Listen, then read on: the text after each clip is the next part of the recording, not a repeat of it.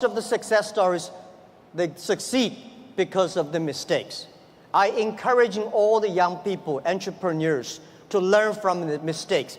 Do not study successful stories. Successful stories in the Harvard Business School, normally, there are a lot of things behind you don't know. But if you learn from the mistakes, if you learn, especially the failure case studies, it's going to help you. What I want to say, it's not about you learn from mistakes does not mean you will avoid mistakes. You will learn the attitude towards these mistakes and never give up, fighting again. I was very painful that day, and when I saw one movie, Forrest Gump. I love that movie, especially the sentence said, Mom said, life like a box of chocolate. You never know what you're going to get. So stay full. Stay foolish to your dream. And continue to fight. The difference between big company and small company is not about revenue. It's about the dream. The small companies have the dreams. Most of the big companies, when they get certain size, they only have KPI. So if you fight only for next quarter, how can you survive in such a turbulent times?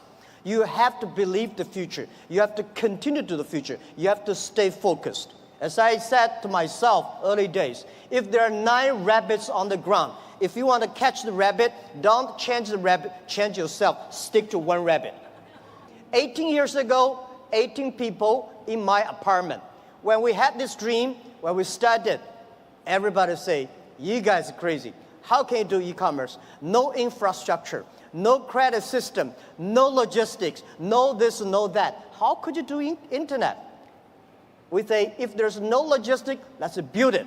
If there's no credit system, let's build it. That is why they need entrepreneurs.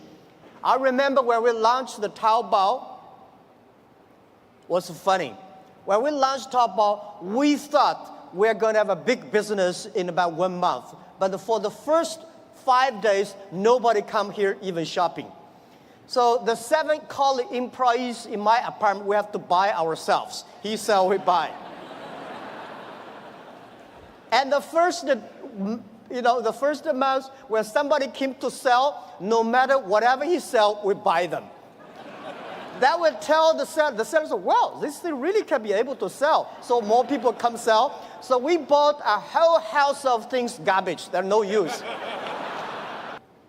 Because we still have the dreams. We think our mission is helping doing business easier. There are so many small businesses. There are so many developing countries. There are so many opportunities there. There are so many people still not online shopping, online sales. That we should do. So our dream is to make our company the 5th largest economy online. We think in the future there will be a virtual economy that will enable every individual, every small business, they can global sell, global buy, global pay, global deliver, and global tour, travel around. This is what we believe. We should not learn from Bill Gates. We should not learn from Larry Ellison. We should learn from the grandmother next to my door. How can she make her business so good by opening a dumpling shop? Because when you compare yourself to Bill Gates or Jack Ma, you feel frustrated. But if you compare to the next door person, you learn how to do business by details. I tell you, at that time, most people will only work 4 hours a day and 3 days a week. But how can we surviving? I tell you, even if you work 4 hours a day, 3 days a week, you will still be very busy.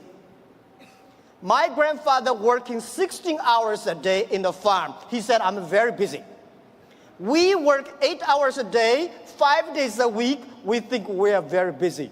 So I tell you, when you only work 4 hours a day, 3 days a week, you will be very busy. You will travel all around.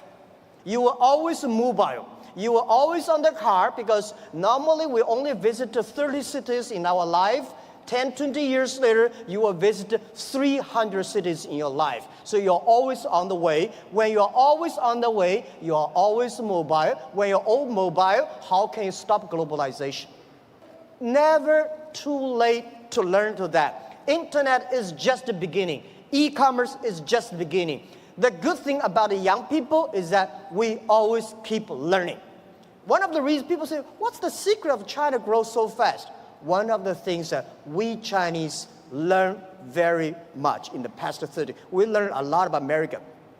If you today go to New York, pick up 100 Americans on the street, how many of them can speak more than 10 Chinese words?